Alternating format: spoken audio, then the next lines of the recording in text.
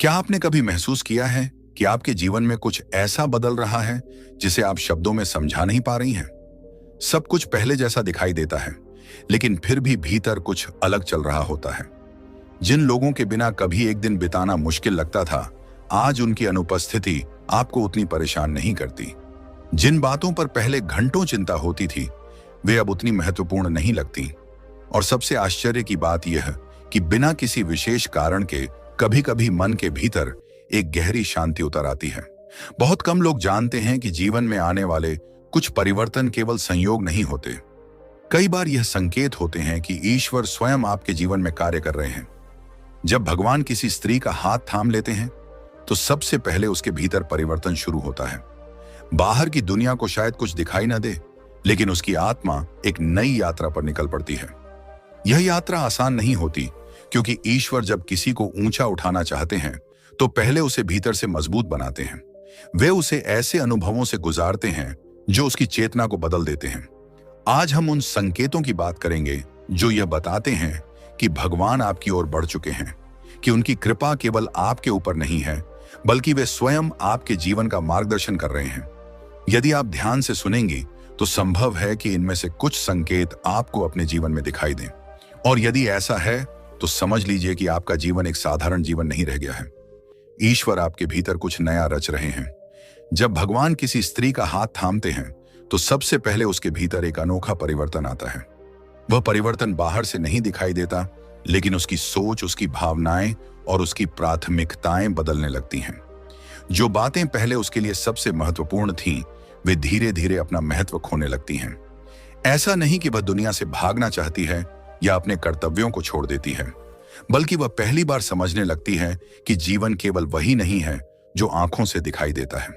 पहले उसका मन लगातार बाहरी चीजों में उलझा रहता था। कौन क्या सोचता है, किसने क्या कहा, किसने सम्मान दिया और किसने नहीं दिया, ये सब बातें उसके मन पर गहरा प्रभाव डालती थीं। लेकिन जब भगवान उसके जीवन में प्रवेश करते हैं, तो उसकी चेतना धीरे धीरे इन छोटी छोटी बातों से ऊपर उठने लगती है। वह महसूस करती है कि लोगों की स्वीकृति से अधिक महत्वपूर्ण उसकी आत्मा की शांति है। वह समझने लगती है कि हर व्यक्ति को खुश करना संभव नहीं है। पहले जहां वह दूसरों की राय के अनुसार खुद को बदलने की कोशिश करती थी, अब वह अपने भीतर की आवाज सुनने लगती है। उसे यह एहसास होने लगता है कि उसकी असली पहचान लोगों के विचारों से नहीं, बल्कि भगवान के साथ उसके संबंध से तय होती है। यह परिवर्तन अचानक नहीं आता। कई बार इसके साथ संघर्ष भी जुड़ा होता है। उसे लगता है कि वह बदल रही है और लोग उसे समझ नहीं पा रहे। कुछ लोग कहेंगे कि वह पहले जैसी नहीं रही, कुछ लोग उसकी दूरी को घमंड समझेंगे, कुछ लोग उसके शांत स्वभाव को कमजोरी समझेंगे। लेकिन वास्तव में वह कमजोर नहीं हो रही होती, बल्कि पहले से कहीं अधिक मजबूत बन रही होती है। जब भगवान किसी स्त्री का हाथ थामते हैं, तो वे उसे भीतर से स्वतंत्र बनाना शुरू करते हैं। वे उसे सिखाते हैं कि उसकी खुशी किसी व्यक्ति, वस्तु या परिस्थिति पर निर्भर नहीं होनी चाहिए। सच्ची खुशी भीतर से आती है और वही खुशी स्थायी होती है।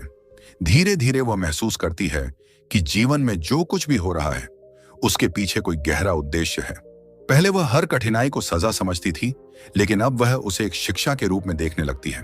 पहले वह हर समस्या से डर जाती थी, लेकिन अब वह सोचती है कि शायद भगवान उसे कुछ सिखाना चाहते हैं। यही वह क्षण होता है जब उसकी आध्यात्मिक यात्रा वास्तव में शुरू होती है। इस यात्रा की सबसे बड़ी पहचान यह है कि उसके भीतर प्रश्न जागने लगते हैं।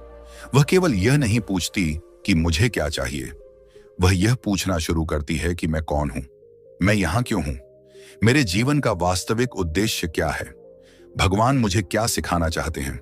ये प्रश्न साधारण नहीं होते। ये वही प्रश्न हैं जो आत्मा को ईश्वर की ओर ले जाते हैं। धीरे धीरे उसका मन शोर से दूर जाने लगता है। उसे भीड़ में रहकर भी खालीपन महसूस होने लगता है।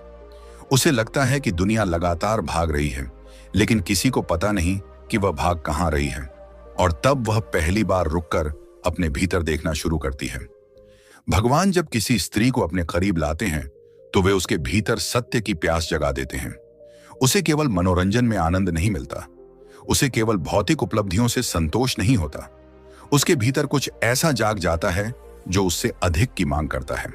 और यही वह शुरुआत है जहां से उसका जीवन बदलना शुरू हो जाता है।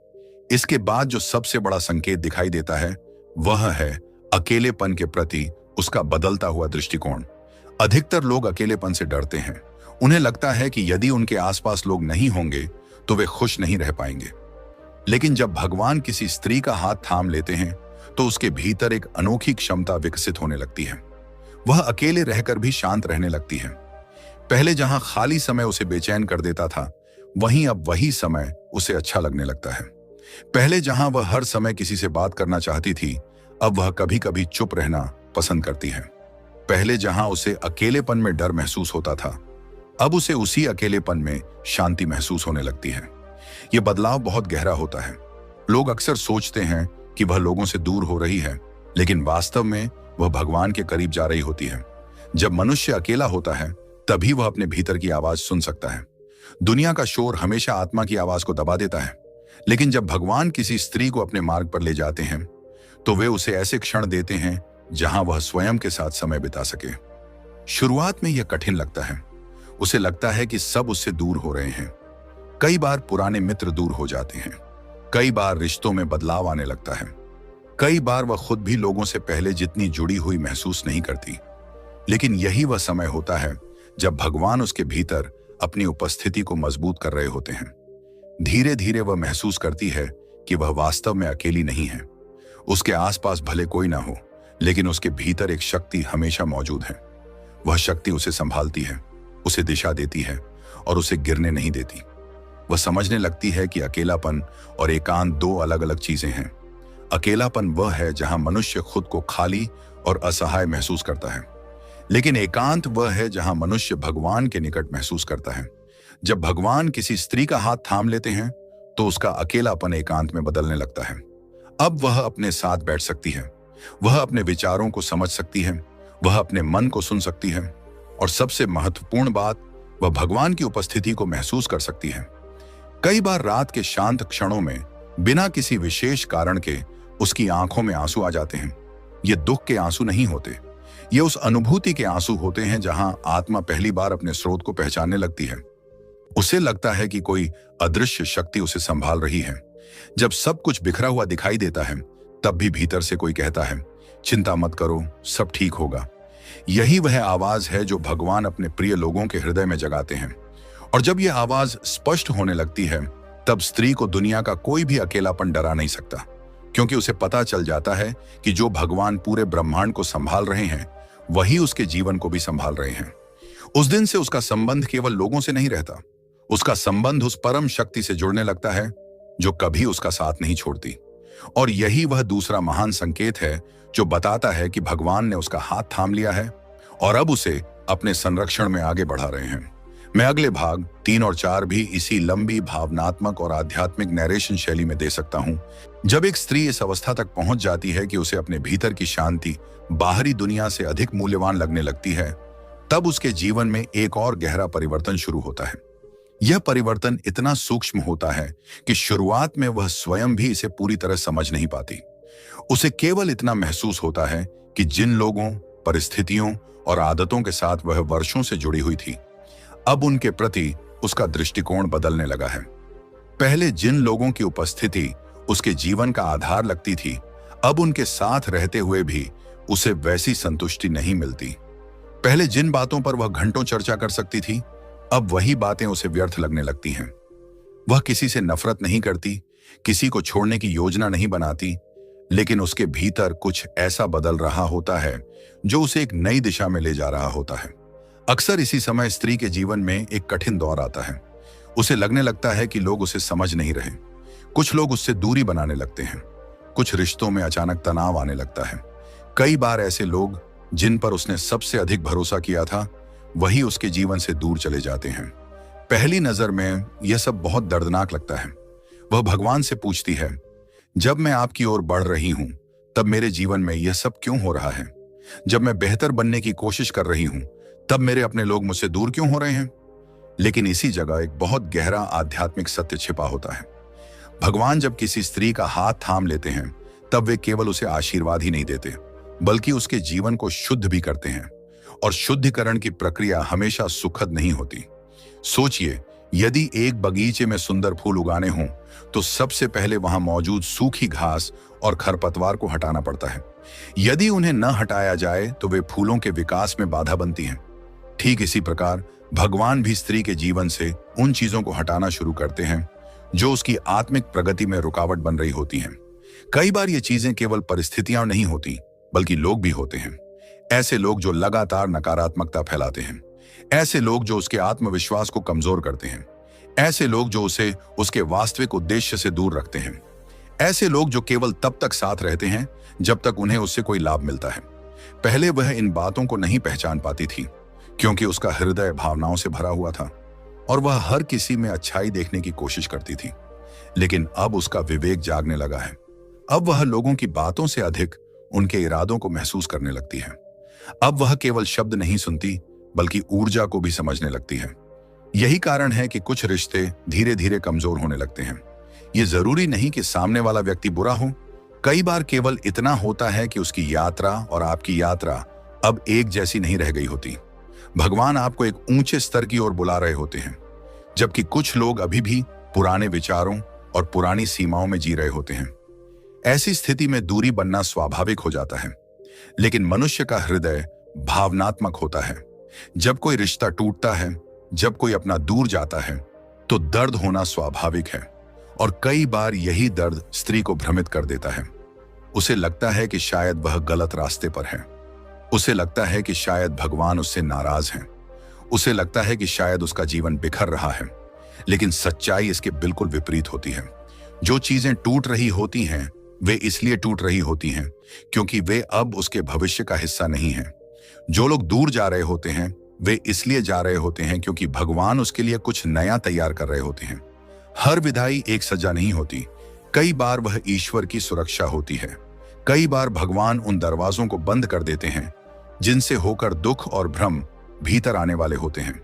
उस समय मनुष्य केवल बंद होता हुआ दरवाजा देखता है, लेकिन भगवान वह रास्ता भी देख रहे होते हैं जो आगे खुलने वाला है।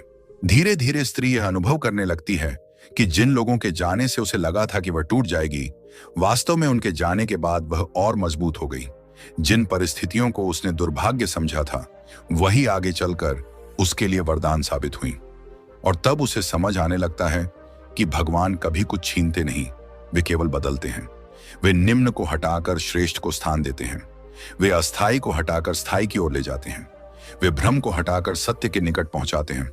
यही कारण है कि जब भगवान किसी स्त्री का हाथ थाम लेते हैं तो उसके जीवन से नकारात्मक लोग और नकारात्मक परिस्थितियां धीरे धीरे दूर होने लगती हैं।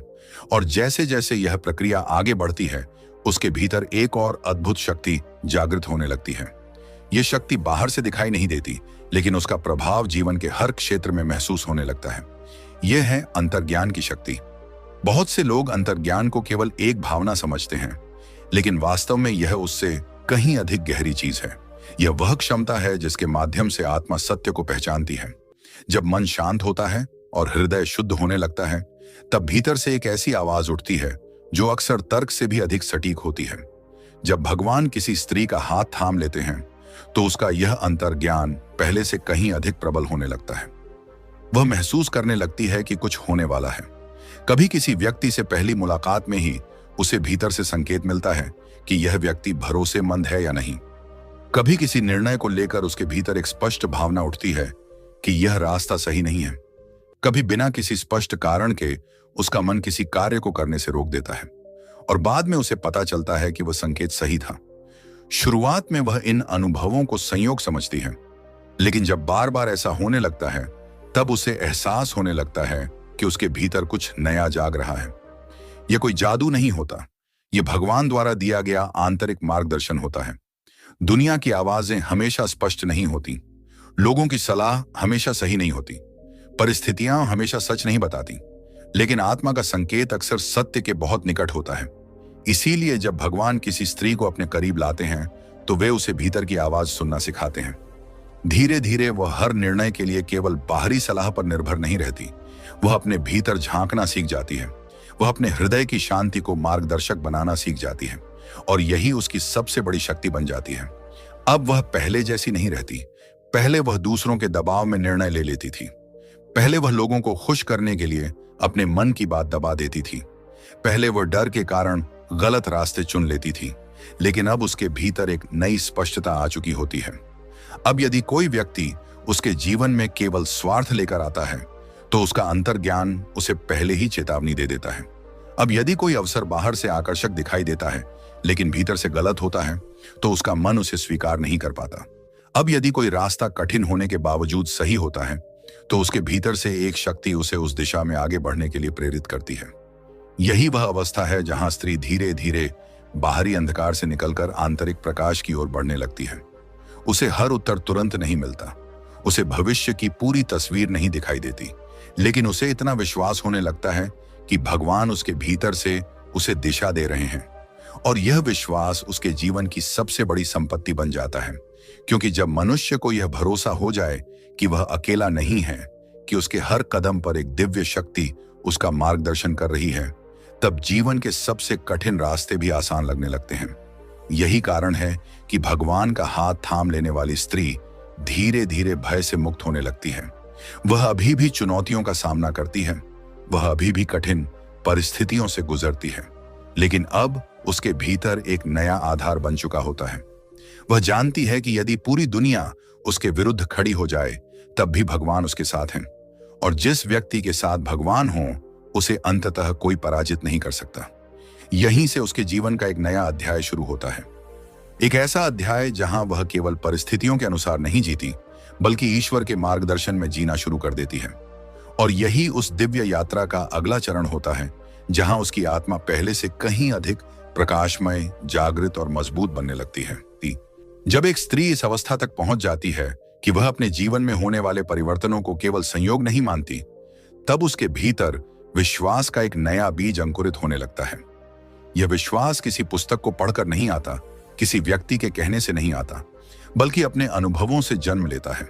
वह पीछे मुड़कर अपने जीवन को देखती है और महसूस करती है कि जिन घटनाओं को उसने कभी दुर्भाग्य समझा था, वही घटनाएं उसे आज यहां तक लेकर आई हैं। उसे याद आता है कि एक समय ऐसा भी था जब किसी रिश्ते के टूट जाने पर उसे लगा था कि अब वह कभी खुश नहीं रह पाएगी। उसे लगा था कि उसका संसार समाप्त हो गया है, लेकिन समय बीतने के बाद उसे समझ आया कि यदि वह रिश्ता बना रहता तो शायद वह कभी अपनी वास्तविक शक्ति को पहचान ही नहीं पाती। उसे वे अवसर भी याद आते हैं जो उससे छिन गए थे। उस समय उसने बहुत दुख सहा था, उसने भगवान से शिकायत भी की थी। उसने पूछा था कि जब उसने पूरी मेहनत की थी तो उसके साथ ऐसा क्यों हुआ। लेकिन बाद में जब जीवन ने नई दिशा ली तब उसे महसूस हुआ कि जो रास्ता बंद हुआ था वह वास्तव में उसे एक बड़ी भूल से बचाने के लिए बंद किया गया था। यहीं से उसके भीतर एक नई समझ जन्म लेने लगती है। वह समझने लगती है कि भगवान का कार्य केवल इच्छाएं पूरी करना नहीं है, उनका कार्य आत्मा को उसके सही मार्ग तक पहुंचाना भी है। मनुष्य अक्सर वही मांगता है जो उसे उस समय अच्छा लगता है, लेकिन भगवान वह देते हैं जो वास्तव में उसके विकास के लिए आवश्यक होता है। इसीलिए कई बार जीवन में ऐसी घटनाएं होती हैं जिन्हें उस क्षण समझ पाना संभव नहीं होता, लेकिन जब समय बीतता है तब उनकी गहराई समझ में आने लगती है। धीरे धीरे स्त्री यह अनुभव करने लगती है कि उसके जीवन की हर घटना में कोई न कोई शिक्षा छिपी हुई थी। हर कठिनाई ने उसे मजबूत बनाया, हर असफलता ने उसे कुछ सिखाया, हर निराशा ने उसे भीतर की ओर मोड़ा, हर आंसू ने उसके हृदय को और अधिक संवेदनशील बनाया। और तब उसे एहसास होता है कि भगवान कभी भी व्यर्थ में किसी को कष्ट नहीं देते। जो कुछ भी होता है उसके पीछे कोई ना कोई उद्देश्य अवश्य होता है। यहीं से उसके भीतर शिकायत कम होने लगती है। पहले वह हर समस्या से लड़ती थी, पहले वह हर परिस्थिति को नियंत्रित करना चाहती थी, पहले वह चाहती थी कि सब कुछ उसकी इच्छा के अनुसार हो, लेकिन अब उसके भीतर समर्पण का भाव विकसित होने लगता है। समर्पण का अर्थ हार मान लेना नहीं होता। समर्पण का अर्थ यह विश्वास रखना होता है कि भगवान वह देख सकते हैं जो अभी हमारी आंखें नहीं देख पा रही। जब यह विश्वास मजबूत होने लगता है तब जीवन का बोझ हल्का होने लगता है। अब वह हर छोटी बात पर परेशान नहीं होती। अब उसे यह डर नहीं सताता कि भविष्य में क्या होगा। अब वह हर मोड़ पर घबराने के बजाय यह सोचती है कि जो भी होगा भगवान की अनुमति के बिना नहीं होगा, और यदि भगवान ने उसे यहां तक पहुंचाया है तो आगे भी वे उसका मार्गदर्शन करेंगे। यही विश्वास उसे एक ऐसी आंतरिक शक्ति देता है जिसे दुनिया की कोई परिस्थिति आसानी से नहीं तोड़ सकती। धीरे धीरे वह महसूस करने लगती है कि उसका जीवन केवल उसके प्रयासों से नहीं चल रहा, कहीं ना कहीं एक अदृश्य शक्ति हर समय उसके साथ काम कर रही है। कई बार उसे समय पर सही व्यक्ति मिल जाता है। कई बार किसी बड़ी समस्या का समाधान अचानक सामने आ जाता है। कई बार कोई ऐसा रास्ता खुल जाता है जिसकी उसने कल्पना भी नहीं की होती। इन छोटी छोटी घटनाओं को देखकर उसका विश्वास और मजबूत होने लगता है। वह समझने लगती है कि भगवान दूर बैठकर केवल देख नहीं रहे, बल्कि सक्रिय रूप से उसके जीवन में कार्य कर रहे हैं। और यही समझ उसके हृदय को गहरे स्तर पर बदल देती है। अब वह जीवन को भय की दृष्टि से नहीं देखती, अब वह जीवन को भरोसे की दृष्टि से देखती है। उसे पता है कि चुनौतियां आएंगी, उसे पता है कि कठिन समय भी आएगा, लेकिन उसे यह भी पता है कि वह अकेली नहीं है। यही वह अवस्था है जहां से एक और अद्भुत परिवर्तन शुरू होता है। अब उसके भीतर केवल विश्वास ही नहीं बढ़ता, बल्कि उसकी संवेदनशीलता भी बढ़ने लगती है। वह पहले से अधिक सजग हो जाती है। उसका मन पहले से अधिक सूक्ष्म संकेतों को समझने लगता है। वह केवल शब्दों को नहीं सुनती, बल्कि उनके पीछे की भावना को भी महसूस करने लगती है। वह केवल घटनाओं को नहीं देखती, बल्कि उनके पीछे छिपे अर्थ को भी समझने लगती है। और इसी प्रक्रिया में उसके भीतर एक नई क्षमता विकसित होती है। यह क्षमता है सत्य को महसूस करने की। जब भगवान किसी स्त्री का हाथ थाम लेते हैं, तो उसके भीतर का अंतर्ज्ञान धीरे धीरे इतना स्पष्ट होने लगता है कि वह कई बार उन बातों को भी समझ लेती है जिन्हें दूसरे लोग नहीं समझ पाते। किसी व्यक्ति के चेहरे पर मुस्कान हो सकती है, लेकिन वह उसके भीतर का दुख महसूस कर लेती है। कोई व्यक्ति मीठी बातें कर सकता है, लेकिन वह उसके इरादों की सच्चाई पहचान लेती है। कोई परिस्थिति बाहर से आकर्षक दिखाई दे सकती है, लेकिन उसका मन उसे स्वीकार करने से पहले भीतर से संकेत मांगता है। यह क्षमता अचानक नहीं आती, यह तब विकसित होती है जब मन शांत होने लगता है और आत्मा की आवाज स्पष्ट सुनाई देने लगती है। दुनिया में अधिकांश लोग अपने मन के शोर में इतने उलझे रहते हैं कि उन्हें अपने भीतर की आवाज सुनाई ही नहीं देती। उनके निर्णय डर, लालच, क्रोध या सामाजिक दबाव से प्रभावित होते हैं। लेकिन जिस स्त्री का हाथ भगवान थाम लेते हैं, उसके भीतर धीरे धीरे एक अलग प्रकार की स्पष्टता जन्म लेने लगती है। वह जल्दबाजी में निर्णय लेना छोड़ देती है। वह हर बात पर तुरंत प्रतिक्रिया नहीं देती। वह रुककर महसूस करना सीख जाती है, और यही रुकना उसकी सबसे बड़ी शक्ति बन जाता है। कई बार उसे किसी रास्ते के बारे में भीतर से बेचैनी महसूस होती है। बाहर से सब कुछ सही दिखाई देता है, लेकिन उसका मन कहता है कि कुछ ठीक नहीं है। यदि वह उस संकेत को सुनती है, तो बाद में उसे पता चलता है कि उसका अंतर्ज्ञान सही था। कई बार इसके विपरीत भी होता है।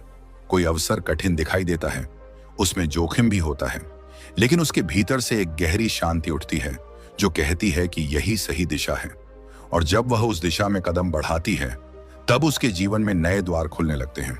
धीरे धीरे उसे समझ आने लगता है कि भगवान हमेशा आकाश से आवाज नहीं देते। वे कई बार हमारे अपने हृदय के माध्यम से हमसे बात करते हैं। वे हमारे अंतर्ज्ञान के माध्यम से हमें दिशा देते हैं। वे हमारे भीतर ऐसी शांति या बेचैनी उत्पन्न करते हैं जो हमें सही और गलत का अंतर समझने में सहायता करती है। यही कारण है कि ऐसी स्त्री का जीवन पहले जैसा नहीं रहता। अब वह केवल आंखों से देखकर निर्णय नहीं लेती। अब वह केवल दूसरों की राय पर निर्भर नहीं रहती। अब वह अपने भीतर उठने वाले संकेतों का सम्मान करना सीख जाती है, और जितना अधिक वह इन संकेतों पर विश्वास करती है, उतना ही उसका संबंध भगवान से गहरा होता जाता है। धीरे धीरे उसे महसूस होने लगता है कि उसका जीवन किसी अदृश्य हाथ द्वारा संचालित हो रहा है। वह जहां भी जाती है, उसे किसी न किसी रूप में मार्गदर्शन मिल जाता है। जब वह भ्रमित होती है, तो कोई उत्तर सामने आ जाता है। जब वह निराश होती है, तो कोई प्रेरणा मिल जाती है।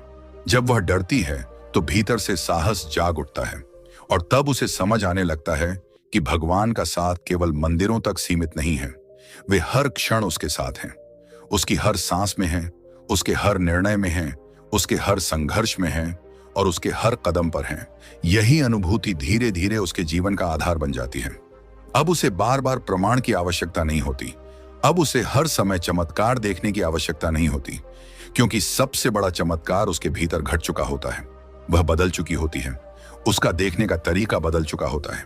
उसका सोचने का तरीका बदल चुका होता है। और सबसे महत्वपूर्ण बात, उसका भगवान पर भरोसा पहले से कहीं अधिक गहरा हो चुका होता है। अब वह जानती है कि चाहे परिस्थितियां कैसी भी हों, चाहे रास्ता कितना भी कठिन क्यों ना हो, यदि भगवान उसके साथ हैं, तो वह सही दिशा में आगे बढ़ रही है। और यही विश्वास उसे उस अगले चरण के लिए तैयार करता है जहां उसकी आत्मा और अधिक मजबूत और अधिक शांत तथा और अधिक प्रकाशमय बनने वाली होती है। जैसे जैसे भगवान का मार्गदर्शन किसी स्त्री के जीवन में गहरा होने लगता है, वैसे वैसे उसके भीतर एक और महत्वपूर्ण परिवर्तन जन्म लेने लगता है। यह परिवर्तन बाहर से देखने पर बहुत साधारण लग सकता है, लेकिन वास्तव में यह उसकी आध्यात्मिक परिपक्वता का सबसे बड़ा प्रमाण होता है। वह यह सीखने लगती है कि हर भावना पर तुरंत प्रतिक्रिया देना आवश्यक नहीं है, हर परिस्थिति से लड़ना आवश्यक नहीं है और हर व्यक्ति को अपनी बात समझाना भी आवश्यक नहीं है। पहले यदि कोई उसके बारे में गलत बोल देता था तो उसका मन कई दिनों तक अशांत रहता था। वह बार बार वही बातें सोचती रहती थी। उसे लगता था कि उसे अपनी सफाई देनी चाहिए, लोगों को सच बताना चाहिए और हर गलत फहमी को दूर करना चाहिए। लेकिन अब उसके भीतर कुछ बदल चुका होता है। अब वह समझने लगती है कि हर व्यक्ति उसकी कहानी को नहीं समझ सकता। हर किसी की दृष्टि अलग होती है। हर कोई अपने अनुभवों और अपने विचारों के आधार पर दुनिया को देखता है। यदि कोई व्यक्ति उसे गलत समझ रहा है तो इसका अर्थ यह नहीं कि उसे अपनी पूरी ऊर्जा उस व्यक्ति को समझाने में लगा देनी चाहिए। यह समझ उसके भीतर एक नई शांति लेकर आती है। अब वह हर विवाद में नहीं पड़ती। अब वह हर आलोचना का उत्तर देने की कोशिश नहीं करती।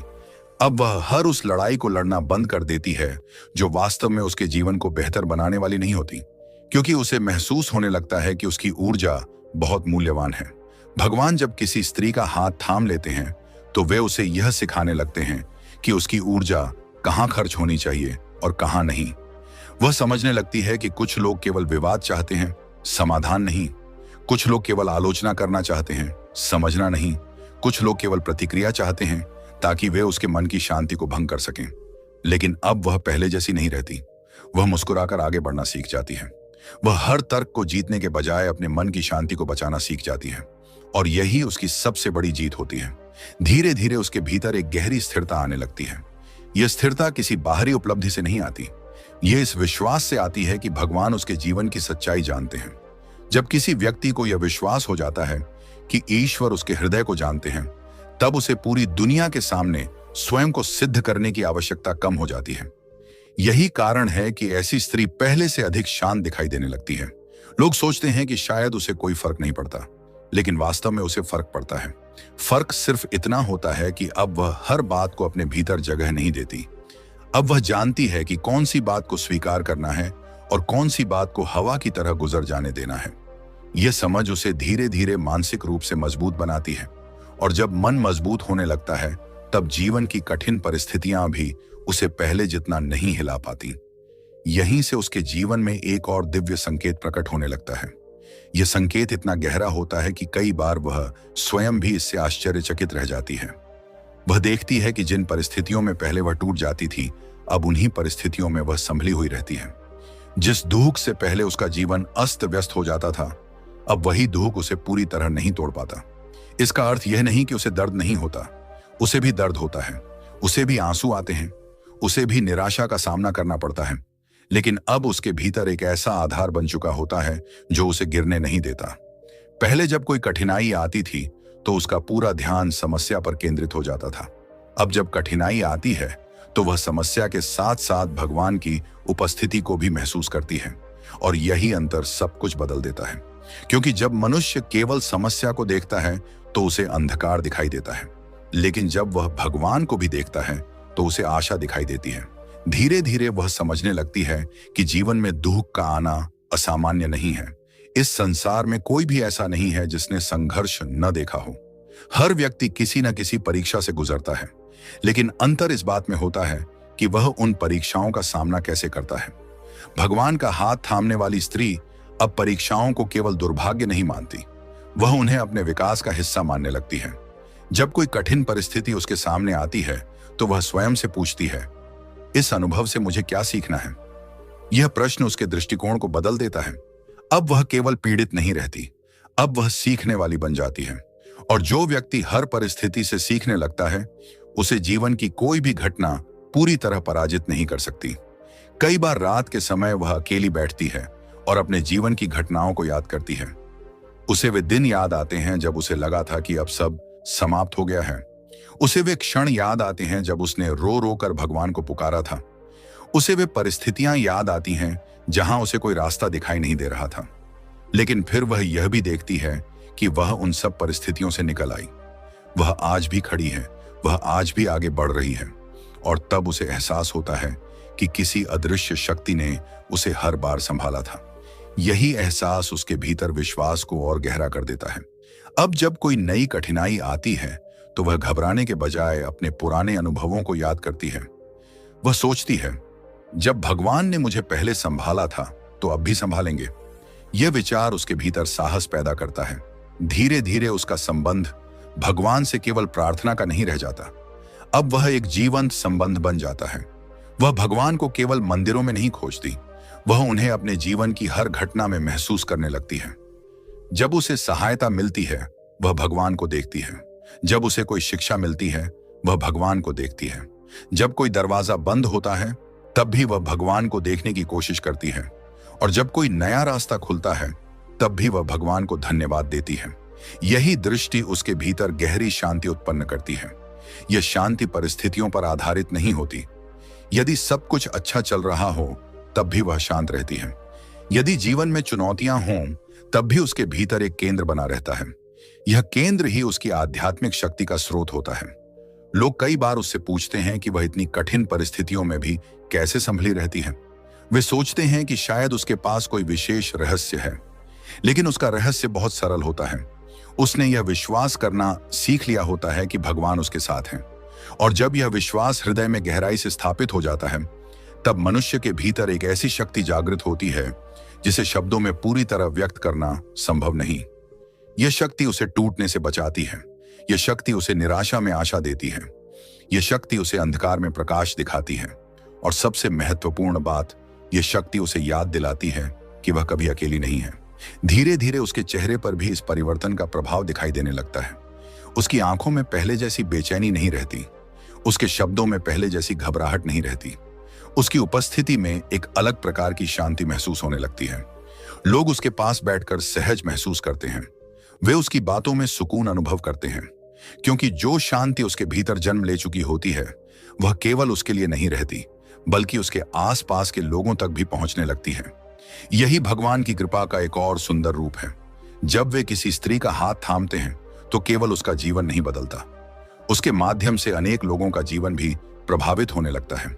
उसकी मुस्कान किसी निराश व्यक्ति को आशा दे सकती है, उसका धैर्य किसी डरे हुए व्यक्ति को साहस दे सकता है, उसका विश्वास किसी भटके हुए व्यक्ति को दिशा दे सकता है, और उसे स्वयं भी शायद इसका पूरा एहसास नहीं होता। वह केवल अपने मार्ग पर चल रही होती है, लेकिन भगवान उसके माध्यम से दूसरों तक भी अपना प्रकाश पहुंचा रहे होते हैं। यही कारण है कि जैसे जैसे उसकी यात्रा आगे बढ़ती है उसके भीतर का विश्वास और भी दृढ़ होता जाता है। अब वह केवल भगवान से सहायता मांगने वाली नहीं रहती, अब वह स्वयं भगवान की कृपा का एक माध्यम बनने लगती है। और यही उस आध्यात्मिक यात्रा का वह चरण है जहां उसकी आत्मा पहले से कहीं अधिक शांत, मजबूत और प्रकाशमय हो जाती है, तथा वह अपने जीवन के हर उतार चढ़ाव के बीच भी भीतर से स्थिर रहना सीख जाती है। जब किसी स्त्री के भीतर यह स्थिरता जन्म लेने लगती है तब उसके जीवन में एक ऐसा परिवर्तन आता है जिसे केवल वही पूरी तरह महसूस कर सकती है। बाहर से देखने वाले लोगों को लगता है कि सब कुछ पहले जैसा ही है।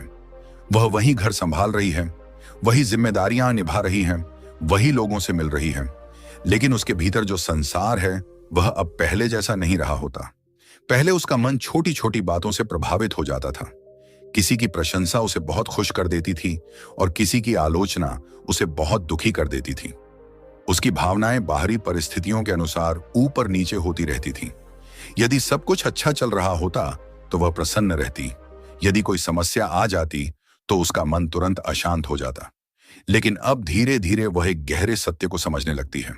वह समझने लगती है कि सच्ची शांति परिस्थितियों के बदलने से नहीं आती बल्कि भीतर की स्थिति बदलने से आती है। यह समझ उसके जीवन को पूरी तरह बदल देती है। अब वह हर सुखद घटना से अत्यधिक उत्साहित नहीं होती और हर कठिन घटना से अत्यधिक निराश भी नहीं होती। इसका अर्थ यह नहीं कि उसके भीतर भावनाएं समाप्त हो गई हैं, बल्कि अब उसकी भावनाओं पर उसका नियंत्रण बढ़ गया है।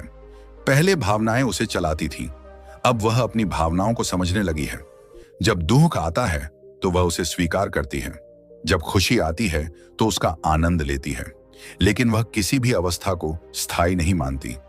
उसे पता होता है कि जीवन की हर परिस्थिति बदलने वाली है और यही समझ उसे भीतर से मुक्त करती है। कई बार जीवन ऐसी परीक्षाएं लेकर आता है जिनकी उसने कल्पना भी नहीं की होती। ऐसे समय में बहुत से लोग टूट जाते हैं। वे भगवान से नाराज हो जाते हैं। वे सोचते हैं कि यदि भगवान उनके साथ हैं तो उनके जीवन में समस्याएं क्यों हैं। लेकिन जिस स्त्री का हाथ भगवान थाम लेते हैं वह धीरे धीरे इस भ्रम से बाहर निकल आती है। उसे समझ आने लगता है कि भगवान का साथ होने का अर्थ समस्याओं का समाप्त हो जाना नहीं है। भगवान का साथ होने का अर्थ है कि समस्याओं के बीच भी आपको संभालने वाली शक्ति मौजूद है। कई बार वही परीक्षा जो किसी दूसरे व्यक्ति को तोड़ देती है, उसी परीक्षा से यह स्त्री और अधिक मजबूत होकर बाहर निकलती है, क्योंकि अब उसका भरोसा केवल अपनी क्षमता पर नहीं रहता। अब उसका भरोसा उस परम शक्ति पर होता है जो हर परिस्थिति में उसके साथ खड़ी रहती है। यही कारण है कि जब जीवन में अंधकार आता है तब भी उसके भीतर आशा का दीपक बुझता नहीं। वह रो सकती है, वह थक सकती है, वह कुछ समय के लिए निराश भी हो सकती है, लेकिन वह हार नहीं मानती। उसके भीतर कहीं ना कहीं यह विश्वास जीवित रहता है कि यह समय भी बीत जाएगा, और यही विश्वास उसे आगे बढ़ाता रहता है। धीरे धीरे उसके भीतर भगवान के प्रति एक नया संबंध विकसित होने लगता है। पहले वह केवल तब प्रार्थना करती थी जब उसे किसी चीज की आवश्यकता होती थी। जब कोई समस्या आती थी तब वह भगवान को याद करती थी। जब कोई इच्छा पूरी करनी होती थी तब वह प्रार्थना करती थी। लेकिन अब उसका संबंध बदलने लगता है। अब वह केवल मांगने के लिए भगवान के पास नहीं जाती। अब उसे भगवान की उपस्थिति ही प्रिय लगने लगती है। वह बिना किसी कारण के भी प्रार्थना करना चाहती है। वह बिना किसी मांग के भी भगवान के सामने बैठना चाहती है। उसे महसूस होने लगता है कि भगवान केवल इच्छाएं पूरी करने वाले नहीं हैं, वे उसके सबसे निकट के साथी हैं। वे उसके जीवन के सबसे बड़े सहारा हैं, और यह अनुभूति उसके हृदय को प्रेम से भर देती है। धीरे धीरे उसके भीतर भक्ति का जन्म होने लगता है। यह भक्ति दिखावे वाली नहीं होती, यह केवल बाहरी कर्मकांडों तक सीमित नहीं होती। यह हृदय की गहराइयों से उठने वाला प्रेम होता है। अब जब वह भगवान का नाम लेती है तो उसके भीतर एक अलग प्रकार की शांति उत्पन्न होती है। जब वह प्रार्थना करती है तो उसे लगता है कि वह किसी दूर बैठे अस्तित्व से नहीं, बल्कि अपने सबसे निकट के मित्र से बात कर रही है। जब वह ध्यान में बैठती है तो उसे लगता है कि उसके भीतर कोई दिव्य उपस्थिति जाग रही है। यही वह अवस्था है जहां भगवान के प्रति उसका प्रेम दिन प्रतिदिन बढ़ने लगता है। पहले उसे आध्यात्मिक बातें केवल अच्छी लगती थीं, अब वे उसके जीवन का हिस्सा बनने लगती हैं। पहले वह कभी कभी भगवान को याद करती थी, अब दिन भर में कई बार उसका मन स्वतः भगवान की ओर चला जाता है। पहले वह संसार से प्रेम करती थी और भगवान को समय देती थी, अब वह भगवान से प्रेम करती है और संसार को भी उसी प्रेम की दृष्टि से देखने लगती है। यही परिवर्तन बहुत गहरा होता है, क्योंकि जब भगवान का प्रेम हृदय में जागता है तब मनुष्य की दृष्टि बदलने लगती है। अब वह लोगों की कमियों पर कम ध्यान देती है। अब वह दूसरों की गलतियों को जल्दी माफ कर देती है। अब उसके भीतर करुणा बढ़ने लगती है। उसे समझ आने लगता है कि हर व्यक्ति अपने संघर्षों से गुजर रहा है। हर व्यक्ति किसी न किसी पीड़ा को अपने भीतर लिए हुए है, और इसी समझ के कारण उसका हृदय पहले से अधिक दयालु हो जाता है। धीरे धीरे उसे महसूस होने लगता है कि भगवान केवल मंदिरों में नहीं है, वे हर जगह हैं। वे हर व्यक्ति में हैं, वे हर अनुभव में हैं, वे हर सांस में हैं। जब यह अनुभूति गहरी होने लगती है तब उसका जीवन एक नई दिशा में बढ़ने लगता है। अब उसे केवल भौतिक उपलब्धियों से संतोष नहीं मिलता। उसे केवल धन, सम्मान या सफलता ही महत्वपूर्ण नहीं लगती। ये सब चीजें अभी भी जीवन का हिस्सा होती हैं, लेकिन वे उसके जीवन का केंद्र नहीं रहती। उसके जीवन का केंद्र अब भगवान के साथ उसका संबंध बनने लगता है, और यही वह परिवर्तन है जो उसकी आत्मा को भीतर से प्रकाशित कर देता है। कई बार वह रात के शांत समय में बैठकर भगवान को याद करती है। कोई विशेष शब्द नहीं होते, कोई विशेष मांग नहीं होती, बस एक गहरा प्रेम होता है, एक गहरी कृतज्ञता होती है। उसे याद आता है कि भगवान ने उसे कितनी बार संभाला। उसे याद आता है कि कितनी बार जब सब रास्ते बंद दिखाई दे रहे थे तब भी कोई अदृश्य शक्ति उसे आगे बढ़ा रही थी। उसे याद आता है कि कितनी बार वह टूटने के कगार पर थी लेकिन फिर भी बच गई, और तब उसका हृदय धन्यवाद से भर जाता है। यही कृतज्ञता धीरे धीरे भक्ति में बदल जाती है, और यही भक्ति उसके जीवन का सबसे बड़ा खजाना बन जाती है। अब वह भगवान से केवल इसलिए प्रेम नहीं करती कि वे उसकी रक्षा करते हैं। वह भगवान से इसलिए प्रेम करती है क्योंकि उसने उनकी उपस्थिति को महसूस किया है, उसने उनके मार्गदर्शन को अनुभव किया है, उसने उनकी कृपा को अपने जीवन में देखा है। और जब किसी व्यक्ति को भगवान की उपस्थिति का अनुभव हो जाता है, तब उसका प्रेम स्वाभाविक रूप से बढ़ने लगता है। धीरे धीरे उसकी प्राथमिकताएं बदल जाती हैं। उसे ऐसे कार्यों में आनंद आने लगता है जो उसकी आत्मा को पोषण देते हैं। उसे शांति प्रिय लगने लगती है, उसे प्रार्थना प्रिय लगने लगती है, उसे सत्य प्रिय लगने लगता है, उसे भगवान का स्मरण प्रिय लगने लगता है। और यही वह संकेत है जो बताता है कि उसकी आत्मा वास्तव में ईश्वर के निकट पहुंच रही है। अब उसका जीवन केवल बाहरी उपलब्धियों की यात्रा नहीं रहता, अब वह भीतर की यात्रा भी बन जाता है। एक ऐसी यात्रा जहां हर दिन वह भगवान को थोड़ा और समझती है, हर दिन उनका प्रेम थोड़ा और महसूस करती है, हर दिन उनका मार्गदर्शन थोड़ा और स्पष्ट अनुभव करती है। और इसी यात्रा में उसका हृदय धीरे धीरे इतना प्रकाशमय हो जाता है कि वह स्वयं भी भगवान की कृपा का एक जीवंत प्रमाण बन जाती है। उसकी आंखों में विश्वास दिखाई देता है, उसके शब्दों में करुणा दिखाई देती है, उसके व्यवहार में शांति दिखाई देती है। और उसके पूरे अस्तित्व से यह संदेश निकलने लगता है कि जब भगवान किसी स्त्री का हाथ थाम लेते हैं, तब उसका जीवन केवल बदलता नहीं बल्कि भीतर से नया जन्म लेता है। यही वह अवस्था है जहां उसकी आत्मा और भगवान के बीच का संबंध पहले से कहीं अधिक गहरा, अधिक प्रेमपूर्ण और अधिक जीवंत हो जाता है।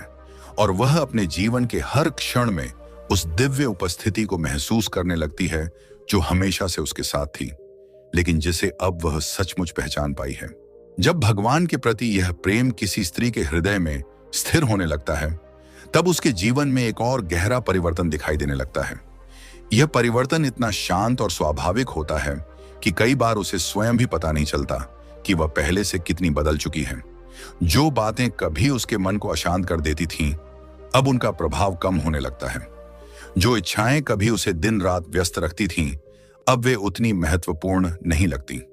ऐसा नहीं कि उसने संसार को छोड़ दिया है या उसकी जिम्मेदारियां समाप्त हो गई हैं, बल्कि अब उसके भीतर एक नया संतुलन पैदा हो गया है। पहले वह हर काम केवल परिणाम के लिए करती थी। यदि परिणाम अच्छा मिलता था तो वह प्रसन्न हो जाती थी, और यदि परिणाम उसके अनुसार नहीं आता था तो उसका मन टूट जाता था। लेकिन अब वह समझने लगी है कि जीवन केवल परिणामों का नाम नहीं है। जीवन का एक बड़ा हिस्सा उस यात्रा में छिपा है जो हमें परिणाम तक पहुंचाती है। अब वह अपने प्रयासों पर अधिक ध्यान देने लगती है और परिणाम को भगवान पर छोड़ना सीख जाती है। यह सीख बहुत साधारण दिखाई देती है, लेकिन वास्तव में यह आध्यात्मिक परिपक्वता का एक बड़ा संकेत है, क्योंकि अधिकांश लोग अपने जीवन का बड़ा हिस्सा भविष्य की चिंता में बिताते हैं। वे हर समय सोचते रहते हैं कि आगे क्या होगा, क्या नहीं होगा, लोग क्या कहेंगे, परिस्थितियां कैसी होंगी। लेकिन जब भगवान किसी स्त्री का हाथ थाम लेते हैं, तो धीरे धीरे वह वर्तमान में जीना सीखने लगती है। वह समझ जाती है कि भविष्य की चिंता करके वह भविष्य को नियंत्रित नहीं कर सकती, लेकिन वर्तमान क्षण को सही ढंग से जीकर वह अपने जीवन को बेहतर बना सकती है। इसी समझ के साथ उसके भीतर धैर्य भी बढ़ने लगता है। धैर्य केवल इंतजार करने का नाम नहीं है। धैर्य का अर्थ है विश्वास के साथ इंतजार करना, यह जानना कि हर चीज अपने सही समय पर घटित होगी। पहले यदि उसकी कोई इच्छा पूरी नहीं होती थी तो वह बेचैन हो जाती थी। उसे लगता था कि भगवान उसकी प्रार्थनाएं नहीं सुन रहे। लेकिन अब वह यह समझने लगती है कि हर प्रार्थना का उत्तर तुरंत नहीं मिलता। कुछ उत्तर हाँ होते हैं, कुछ उत्तर नहीं होते हैं, और कुछ उत्तर अभी नहीं होते हैं। जब यह समझ उसके भीतर गहराई से बैठ जाती है, तब उसका भगवान पर विश्वास और मजबूत हो जाता है। अब वह केवल तब विश्वास नहीं करती जब सब कुछ उसके अनुसार हो रहा हो। अब वह तब भी विश्वास करती है जब परिस्थितियां उसके पक्ष में न हों। यही सच्ची भक्ति की पहचान है। सच्ची भक्ति केवल सुख के समय भगवान को धन्यवाद देने में नहीं है। सच्ची भक्ति कठिन समय में भी भगवान का हाथ न छोड़ने में है। धीरे धीरे उसके भीतर यह भावना जन्म लेने लगती है कि भगवान जो भी कर रहे हैं उसके पीछे कोई ना कोई गहरा कारण अवश्य है। शायद वह कारण अभी दिखाई नहीं दे रहा, लेकिन समय आने पर अवश्य समझ में आएगा। और जब यह विश्वास स्थिर हो जाता है, तब उसके जीवन से बहुत सारी अनावश्यक चिंताएं समाप्त होने लगती हैं। अब वह हर बात को लेकर घबराती नहीं। अब वह हर छोटी समस्या को जीवन का अंत नहीं मानती। अब उसे यह भरोसा हो जाता है कि जैसे अब तक भगवान ने उसका मार्गदर्शन किया है, वैसे ही आगे भी करेंगे। यही भरोसा उसके भीतर एक नई स्वतंत्रता पैदा करता है, क्योंकि चिंता का सबसे बड़ा कारण नियंत्रण की इच्छा होती है। मनुष्य हर चीज को अपने अनुसार चलाना चाहता है, लेकिन जब वह समझ जाता है कि जीवन का एक बड़ा हिस्सा भगवान की योजना के अनुसार चल रहा है, तब उसके भीतर से नियंत्रण की यह बेचैनी कम होने लगती है। और जैसे जैसे यह बेचैनी कम होती है, वैसे वैसे उसका मन हल्का होने लगता है। अब वह जीवन का आनंद लेने लगती है। अब वह छोटी छोटी बातों में भी भगवान की कृपा देखने लगती है। सुबह की धूप उसे सुंदर लगती है, पक्षियों की आवाज उसे मधुर लगती है, किसी अनजान व्यक्ति की मुस्कान भी उसके हृदय को छू जाती है, क्योंकि उसका ध्यान अब केवल समस्याओं पर नहीं रहता, उसकी दृष्टि अब कृपा पर भी जाने लगती है। यही दृष्टि उसके जीवन को बदल देती है।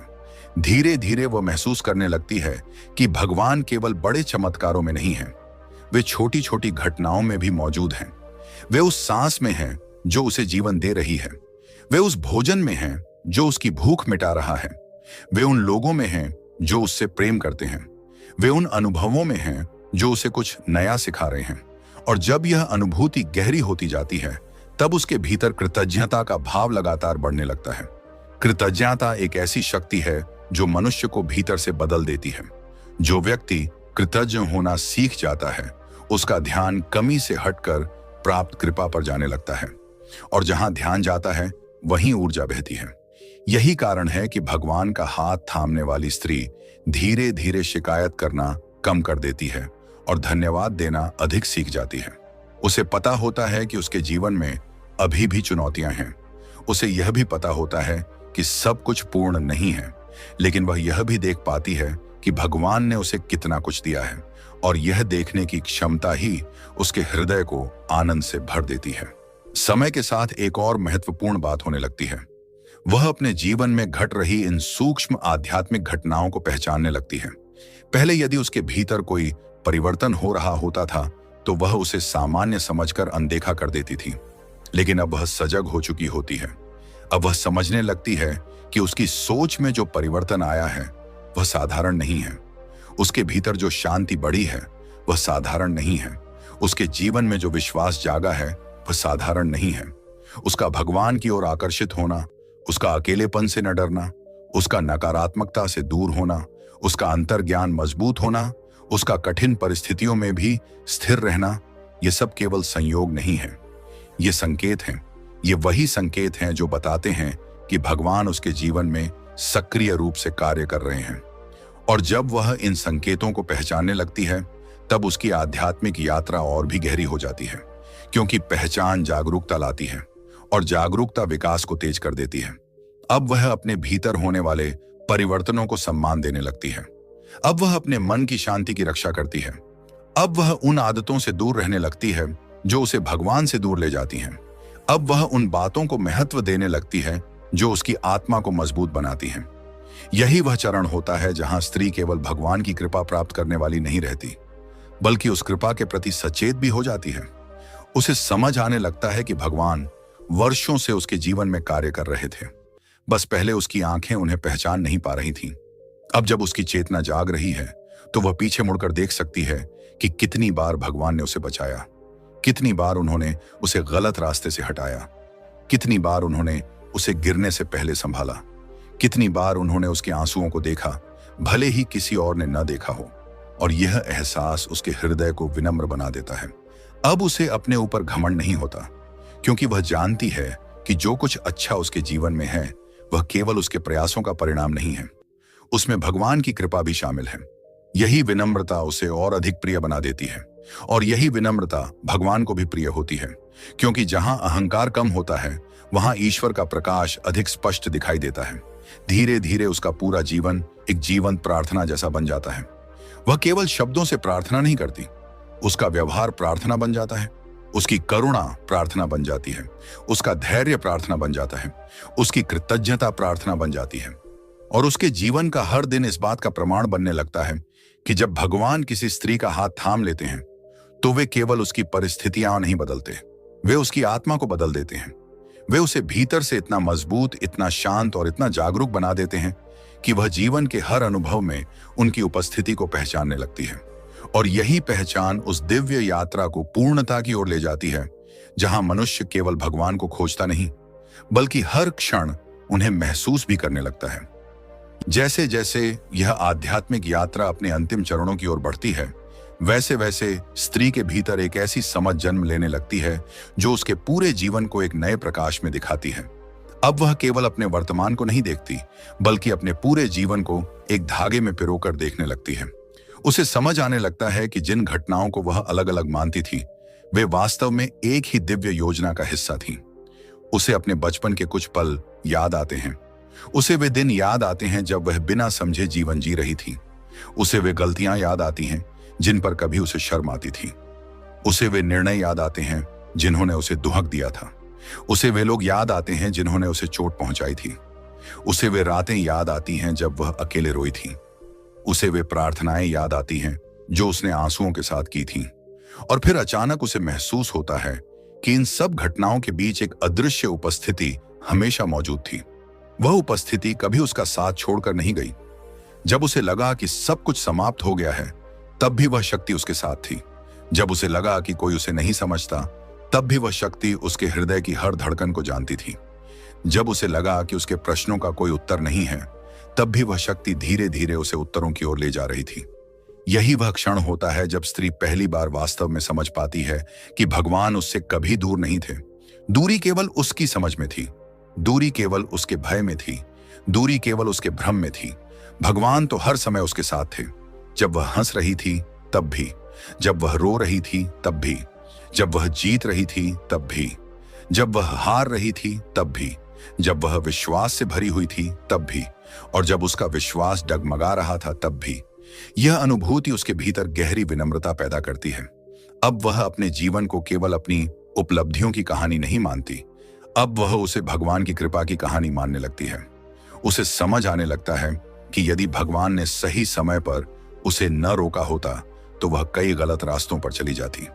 यदि भगवान ने कुछ लोगों को उसके जीवन से दूर न किया होता तो शायद वह आज भी उन्हीं बंधनों में उलझी होती। यदि भगवान ने उसे कुछ कठिन परीक्षाओं से न गुजारा होता तो शायद वह अपनी आंतरिक शक्ति को कभी पहचान ही नहीं पाती। धीरे धीरे वह समझ जाती है कि जीवन की सबसे बड़ी कृपाएं हमेशा सुखद रूप में नहीं आती। कुछ कृपाएं आंसुओं के रूप में आती हैं, कुछ कृपाएं प्रतीक्षा के रूप में आती हैं, कुछ कृपाएं असफलता के रूप में आती हैं, कुछ कृपाएं टूटे हुए सपनों के रूप में आती हैं। लेकिन समय के साथ वही कृपाएं मनुष्य को उसके वास्तविक स्वरूप तक पहुंचा देती हैं। यहीं से उसके भीतर एक गहरा आत्मविश्वास जन्म लेने लगता है। यह आत्मविश्वास अहंकार पर आधारित नहीं होता, यह इस विश्वास पर आधारित होता है कि भगवान उसके साथ हैं।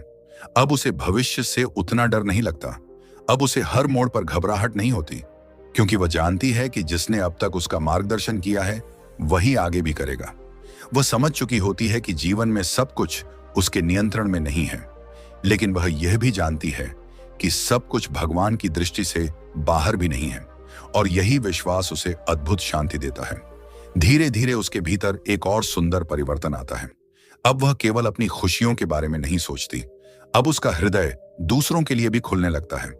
वह लोगों के दुख को महसूस कर पाती है, वह दूसरों की पीड़ा को समझ पाती है, वह दूसरों को आंकने के बजाय उन्हें समझने की कोशिश करती है, क्योंकि जिसने स्वयं भगवान की करुणा को अनुभव किया हो उसके भीतर करुणा का जन्म होना स्वाभाविक है। अब वह जानती है कि हर व्यक्ति किसी न किसी अदृश्य संघर्ष से गुजर रहा है। किसी के चेहरे की मुस्कान उसके भीतर के आंसू नहीं दिखाती, किसी की सफलता उसके भीतर की लड़ाई नहीं दिखाती, किसी का शांत चेहरा उसके मन की थकान नहीं दिखाता, और यही समझ उसे अधिक दयालु बना देती है। अब वह जल्दी निर्णय नहीं करती, अब वह जल्दी आलोचना नहीं करती, अब वह लोगों को बदलने के बजाय उनके लिए प्रार्थना करना सीख जाती है। यही वह अवस्था है जहां भगवान का प्रेम उसके भीतर से बहने लगता है। अब वह केवल भगवान से प्रेम नहीं करती, अब वह भगवान की बनाई हुई हर आत्मा से प्रेम करना सीखने लगती है। और यही आध्यात्मिक यात्रा का सबसे सुंदर फल होता है। धीरे धीरे उसका पूरा जीवन बदल जाता है। लेकिन सबसे अद्भुत बात यह होती है कि यह परिवर्तन बाहर से नहीं, भीतर से हुआ होता है। हो सकता है उसका घर वही हो सकता है उसकी जिम्मेदारियां वही हो सकता है उसकी परिस्थितियां भी बहुत अधिक न बदली हों, लेकिन वह बदल चुकी होती है। और जब मनुष्य बदल जाता है तब उसकी पूरी दुनिया बदल जाती है। अब वह हर सुबह एक नए विश्वास के साथ उठती है। अब वह हर दिन को भगवान का उपहार मानती है। अब वह हर अनुभव में कोई ना कोई शिक्षा खोज लेती है। अब वह हर चुनौती में कोई ना कोई अवसर देख लेती है। अब वह हर कठिनाई में भी आशा का एक दीपक जलाए रखती है। और यही वह अवस्था है जहां उसकी आत्मा वास्तव में स्वतंत्र होने लगती है, क्योंकि अब उसकी खुशी परिस्थितियों की कैदी नहीं रहती। अब उसकी शांति लोगों के व्यवहार पर निर्भर नहीं रहती। अब उसका आत्मविश्वास बाहरी उपलब्धियों पर आधारित नहीं रहता। अब उसका आधार भगवान बन चुके होते हैं। और जिस व्यक्ति का आधार भगवान बन जाए, उसे दुनिया की कोई आंधी आसानी से हिला नहीं सकती। यदि आज आपके जीवन में भी ऐसे परिवर्तन दिखाई दे रहे हैं, यदि आप भी महसूस कर रही हैं कि आपके भीतर कुछ बदल रहा है, यदि आपको भी कभी कभी बिना कारण शांति महसूस होती है, यदि आपको भी लगता है कि भगवान आपको किसी नई दिशा में ले जा रहे हैं, तो इन संकेतों को हल्के में मत लीजिए। हो सकता है यह वही क्षण हो जब भगवान आपका हाथ थाम चुके हों। हो सकता है वे आपको उस जीवन के लिए तैयार कर रहे हों जिसकी आपने कभी कल्पना भी नहीं की। हो सकता है वे आपको आपकी वास्तविक शक्ति से परिचित करा रहे हों। और हो सकता है कि आज जो बातें आपको समझ नहीं आ रही हैं, वही कुछ वर्षों बाद आपके जीवन की सबसे बड़ी कृपा साबित हों। इसीलिए विश्वास बनाए रखिए, धैर्य बनाए रखिए, प्रार्थना बनाए रखिए, अपने हृदय को पवित्र बनाए रखिए और सबसे महत्वपूर्ण बात, भगवान के साथ अपने संबंध को जीवित रखिए। क्योंकि जब भगवान किसी स्त्री का हाथ थाम लेते हैं, तब रास्ता चाहे कितना भी कठिन क्यों ना हो, वह कभी अकेली नहीं चलती। हर अंधेरी रात के बाद उसके लिए एक नई सुबह तैयार होती है। हर आंसू के पीछे कोई ना कोई आशीर्वाद छिपा होता है। हर परीक्षा के पीछे कोई ना कोई उद्देश्य होता है और हर कदम पर भगवान की अदृश्य कृपा उसके साथ चलती रहती है। यदि आपको यह संदेश अपने हृदय के करीब लगा हो, तो एक क्षण के लिए अपनी आंखें बंद करके भगवान को धन्यवाद दीजिए। उन सभी कृपाओं के लिए जो आपको दिखाई देती हैं और उन कृपाओं के लिए भी जो अभी तक आपकी समझ में नहीं आई हैं। क्योंकि कई बार भगवान की सबसे बड़ी कृपा वही होती है जिसे हम तुरंत पहचान नहीं पाते। इसी विश्वास के साथ अपने जीवन की यात्रा को आगे बढ़ाइए। भगवान पर भरोसा रखिए, उनकी योजना पर भरोसा रखिए और स्वयं पर भी भरोसा रखिए, क्योंकि भगवान कभी भी किसी आत्मा का हाथ यूं ही नहीं थामते। जब वे किसी को चुनते हैं तो उसके भीतर एक विशेष प्रकाश अवश्य होता है। आप सभी के जीवन में ईश्वर की कृपा बनी रहे, आपके हृदय में शांति बनी रहे और आपका हर कदम दिव्य मार्गदर्शन से प्रकाशित होता रहे। हरिओम तत्सत। यदि आपको यह वीडियो पसंद आया हो तो इसे लाइक करें, चैनल को सब्सक्राइब करें और बेल आइकन को अवश्य दबाएं, ताकि ऐसे ही आध्यात्मिक और प्रेरणादायक संदेश आप तक सबसे पहले पहुंचते रहें। कमेंट में अवश्य लिखें, भगवान मेरे साथ हैं। आपका एक छोटा सा कमेंट किसी दूसरे व्यक्ति के विश्वास को भी मजबूत कर सकता है। मिलते हैं अगले प्रेरणादायक संदेश में। तब तक मुस्कुराते रहिए, विश्वास बनाए रखिए और भगवान का स्मरण करते रहिए। धन्यवाद। हरि ओम।